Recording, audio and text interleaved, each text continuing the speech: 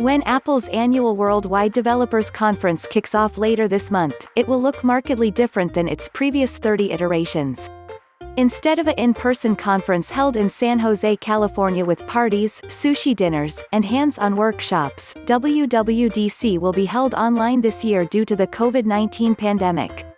For the public, the draw is Apple's so-called keynote on the first day of the conference, where CEO Tim Cook and other executives reveal the latest version of iPhone, iPad, Apple Watch, and Mac software, which will come out in the fall.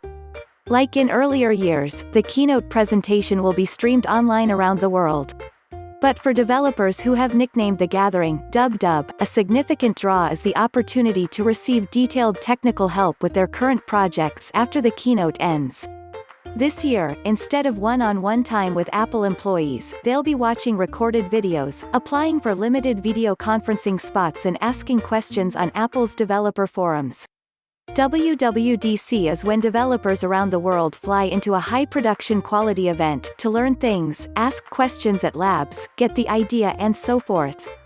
So if you want to launch a big idea, like moving to Swift UI, you have to get developers together, to ask questions, and get things solved and move on. Paul Hudson, author of Hacking with Swift, and a 4-time WWDC attendee, said, "Apple is not the only big tech company to move its developer conference to an online, video-first format this year. Google and Microsoft did the same, and Facebook cancelled its entirely. But WWDC is a critical event for Apple as well as its only public-facing conference, and the success of its new format will partially determine how many apps optimized for the new operating systems will launch alongside the new software this fall." Apple said in its most recent annual filing that its future financial performance depends in part on support from third-party software developers.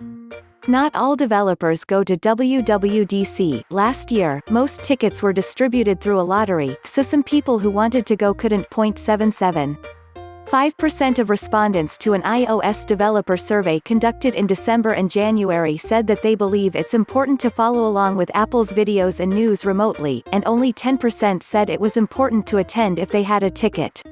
But for the 6,000 people who would have attended an in-person WWDC this year, the remote format eliminates two of the biggest draws for the conference: FaceTime with Apple engineers who built the software and networking with similar-minded people and friends.